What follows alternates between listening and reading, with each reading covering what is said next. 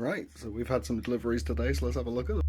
Right, this is being recorded on part of the TV units that every single house in Britain has had at some point. I'm sure the British people in the comments will back me up here. But first of all, we've got Garden Warfare 2. Obviously, the Garden Warfare games were genuinely incredible. Battle for the Neighbourville kind of ruined it, but you can't not have the Garden Warfare games because they genuinely were great. As much as the humour was a bit dodgy, but great games either way.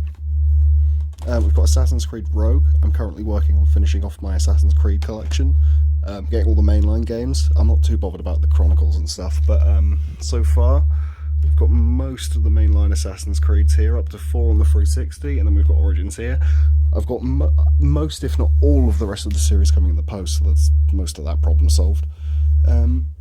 We've got GoldenEye Rogue Agent. This is one I bought just because I had a pile of Xbox original games from when I was younger that had reprinted covers on them.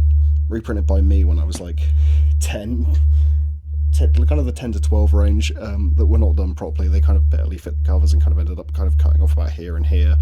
And were done on my nan's printer, so they really were not good quality, so I've finally gotten around to replacing them and getting the full box release. Need for Speed Underground.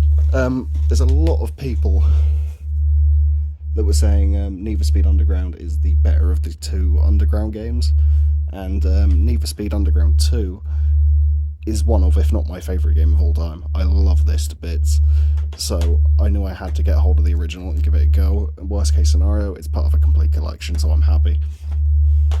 We've then got True Crime New York City. I loved True Crime Streets of LA. It is one of my favourite games of all time. And then Sleeping Dogs came out, which was meant to be True Crime Hong Kong, and it was an incredible game as well.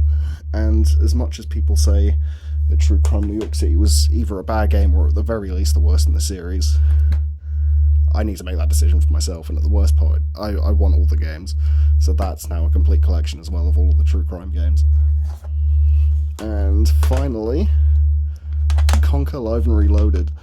I love this game so much. Rare are my favourite developers of all time, easily. And as much as I'd love the N64 version, like, you know, I'd love a full box copy for that, I don't have 300 quid kicking around. So I'm going to stick with the much cheaper Xbox remaster. As much as, weirdly, considering the Xbox at the time was the kind of mature console, you know, you kind of had the N64 was the family-friendly one, and then Rare put out this, which was kind of the first big mature game that kind of blew up. I'm sure I'm making that up, especially with like the Resident Evils and stuff at the time, but they were mostly PS1 stuff anyway.